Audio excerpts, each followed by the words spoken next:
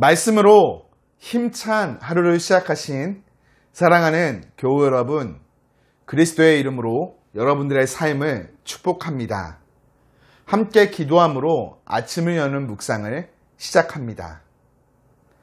사랑의 주님, 오늘도 우리를 말씀 앞으로 초청하여 주심에 감사드립니다.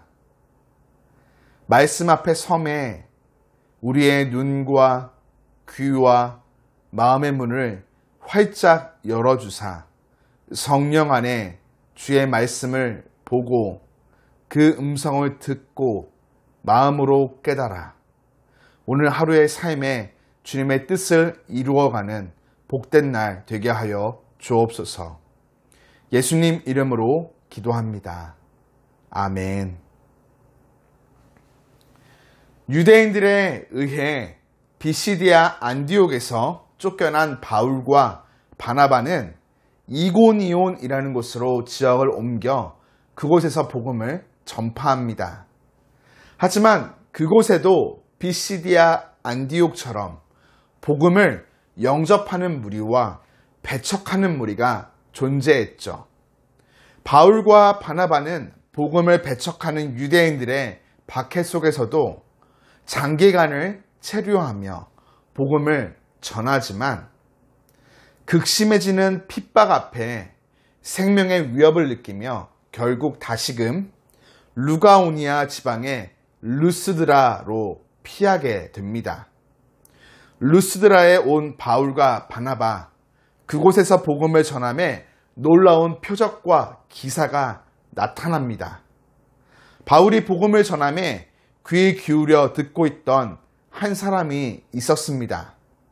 그는 나면서부터 안진뱅이 된 자로서 바울은 복음을 듣고 있던 그에게 구원받을 만한 믿음이 있음을 보고는 큰 소리로 걸어라 명합니다. 이에 놀랍게도 그 사람이 그 명령에 따라 일어나 걷게 되죠. 루스드라 사람들에게 이 광경은 큰 충격이었습니다. 사람들은 바나바를 향해 제우스, 바울을 향해 헤르메스 신이라고 생각하며 부르기 시작하죠. 루스드라 성 밖에 있던 제우스 신당의 제사장은 소와 꽃다발을 가지고 와서 두 사람 앞에 제사를 드리려고 합니다. 이에 바울과 바나바 자신들은 신이 아니며 사람으로서 하나님의 피조물임을 설명하죠. 자신들이 복음을 전하는 목적이 이렇게 우상을 섬기는 일을 버리고 참된 하나님께 돌아오게 하기 위함이다 밝힙니다.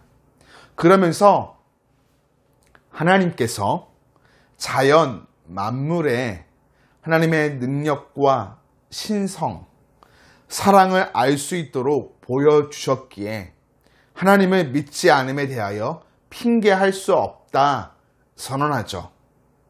바울은 복음을 전함에 매우 능숙한 모습을 보여줍니다.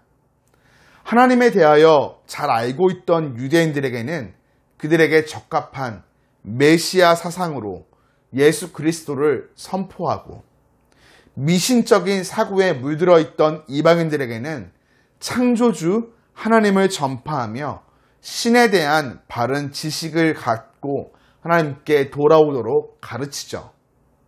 우리는 오늘 탁월하게 복음을 전하는 바울과 바나바에게서 두 가지 모습을 발견하게 됩니다. 하나는 세상 사람들에게 칭찬과 명성, 높임을 한 몸에 받을 그 절호의 기회를 얻음에 이조차도 복음 전파의 기회로 삼는 자세, 예수님만을 드높이는 자세이죠. 나에게 주어진 모든 것을 활용하여 복음을 전하는 것입니다. 더불어 다른 하나는 각기 다른 민족의 성향을 깨닫고 마땅히 할 말을 깨달아 복음을 전하는 지혜로운 모습입니다. 누가복음 12장 12절을 보면 예수님을 시인하며 복음을 전파하며 마땅히 할 말을 성령이 곧 그때에 너희에게 가르치시리라 예수님께서 말씀하셨죠. 이 말씀이 실현된 것입니다. 사랑하는 교회 여러분, 오늘 바울과 바나바가 보여준 두 가지 모습이 우리의 삶의 자리에 아름답게 실현되기를 소원합니다. 하나님은 오늘도 우리를 통해서 세상 가운데 복음이 드러나기를 원하십니다. 복음은 지금도 우리 삶의 중심 가운데 살아 역사하고 있죠. 우리가 성령의 도우심을 얻고 의지를 들여 복음을 세상 가운데 전하고자 할 때 성령님께서는 나를 통해 세상 사람들에게 지혜롭게 복음을 전파하게 하시고 복음을 통해 놀라운 역사가 나타나 예수님만을 드높이는 삶을 살아가게 하여 주십니다. 사랑하는 교회 여러분, 우리 함께 이 아침을 시작함에 이러한 삶 살기를 믿음으로 결단하며 기도합시다. 나를 통해서 복음이 많은 사람들에게 전파되어지고 나를 통해서 주님이 높아지는 삶 살아가는 것이죠. 이를 믿고 기도함으로 복된 하루를 시작하는 우리 모두가 되기를 주님 이름으로 축복합니다.